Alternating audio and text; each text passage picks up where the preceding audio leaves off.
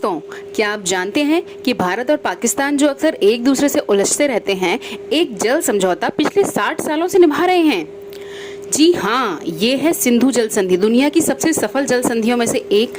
पर सवाल यह है कि भारत ने क्या खोया और क्या पाया, और आज ये संधि कितनी प्रासंगिक है। 1947 में भारत आजाद हुआ और नया देश पाकिस्तान भी बना। दोनों देशों के बीच कश्मीर और बाकी विवादों की तरह एक और विवाद भी था, ये था पानी को लेकर। देश तो बट गए, लेकिन नदियां एक जैसी ही बहती रहीं।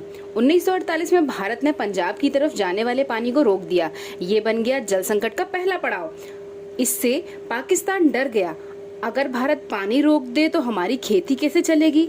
इसलिए फिर इस विषय में 1951 में चर्चा हुई और कई बैठकें भी हुई। कई बैठकों के बाद वर्ल्ड बैंक की मध्यस्थता में आखिरकार 19 सितंबर 1960 को सिंधु जल समझौता हुआ, जिसमें भारत के प्रधानमंत्री जवाहरलाल नेहरू और पाकिस्तान के राष्ट्रपति मोहम्मद अयूब खान ने समझौते पर हस्ताक्षर किए। इस समझौते के तहत सिंधु घाटी की नदियों को 2 भागों में बांटा गया, जिसमें पूर्वी तथा पश्चिमी नदियां शामिल हैं। पूर्वी क्षेत्र में 3 नदियां रावी, ब्यास, सतलुज शामिल है और पश्चिमी क्षेत्र में सिंधु, चेनाब, झेलम शामिल हैं।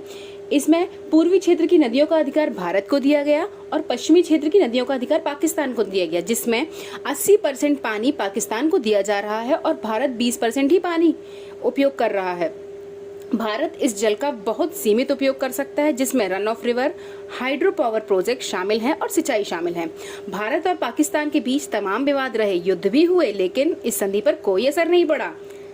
लेकिन 22 अप्रैल को जम्मू कश्मीर के पहलगाम में हुए एक भयानक आतंकवादी हमले के बाद भारत ने पाकिस्तान के साथ सिंधु जल समझौता निलंबित कर दिया। इससे पाकिस्तान की कृषि और जल सुरक्षा पर गहरा असर हुआ।